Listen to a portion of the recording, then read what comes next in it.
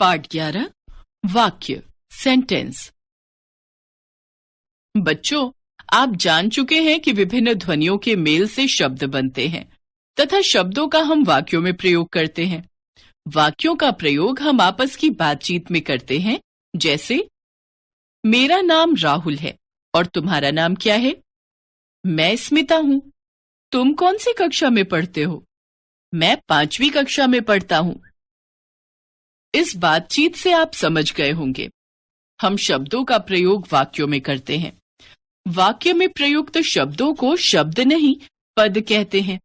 इस तरह वाक्य की रचना विभिन्न पदों से होती है। सामान्यतः एक वाक्य में 2 अंश होते हैं। एक अंश वह जिसके बारे में वाक्य में कुछ कहा जाता है और दूसरा अंश जो कुछ कहा जाता है वह होता है। वाक्य में कर्ता और क्रिया दोनों की जरूरत होती है। इसी आधार पर वाक्य के 2 अंग होते हैं। उद्देश्य, विधेय। उद्देश्य वाक्य का वह अंश जिसके बारे में कुछ कहा जाता है उद्देश्य कहलाता है। जैसे मैं स्मिता हूं, मेरी छोटी बहन का नाम रश्मि है। पहले वाक्य में मैं उद्देश्य है तो दूसरे वाक्य में मेरी छोटी बहन का नाम उद्देश्य है। इसमें मुख्य रूप से कर्ता तथा कर्ता के विस्तारक आते हैं। विधेय वाक्य में उद्देश्य के बारे में जो कुछ कहा जाता है वह विधेय कहलाता है। इसमें कर्म, कर्म का विस्तारक, क्रिया आदि आते हैं। जैसे स्मिता कक्षा में बैठी है। इसमें स्मिता के बारे में जो कुछ कहा गया कक्षा में बैठी है विधेय है। अन्य उदाहरण, प्रेमचंद ने गोदान लिखा था। प्रेमचंद ने उद्देश्य, गोदान लिखा था विधेय। पिताजी आज दिल्ली गए हैं।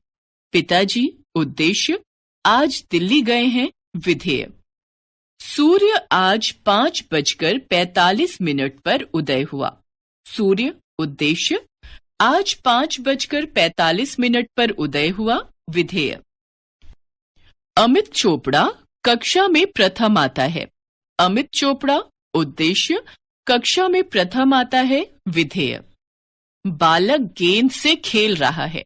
बालक उद्देश्य, गेंद से खेल रहा है विधेय। तुम क्या खा रहे हो? तुम उद्देश्य, क्या खा रहे हो विधेय। रघु ने पाठ याद नहीं किया। रघु ने उद्देश्य, पाठ याद नहीं किया विधेय। आकाश तुम बैठ जाओ और पाठ याद करो। आकाश तुम उद्देश्य, बैठ जाओ और पाठ याद करो विधेय। उद्देश्य का विस्तार। उद्देश्य का विस्तार करने के लिए कर्ता के साथ कुछ शब्द जोड़े जाते हैं। उन्हें उद्देश्य का विस्तार कहते हैं। जैसे परिश्रमी बच्चा कक्षा में प्रथम आया, अतः परिश्रमी बच्चा उद्देश्य है। विधेय का विस्तार। विधेय के विस्तार के लिए सकर्मक क्रिया वाले वाक्यों में कर्म और कर्म के विस्तारक आते हैं। जैसे बच्चे ने पका हुआ आम खाया, विस्तारक कर्म।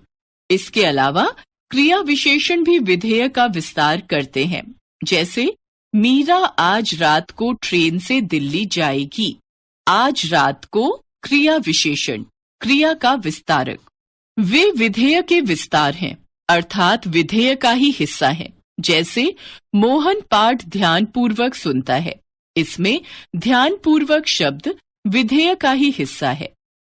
एक बार फिर से, वाक्य की रचना विभिन्न पदों से होती है।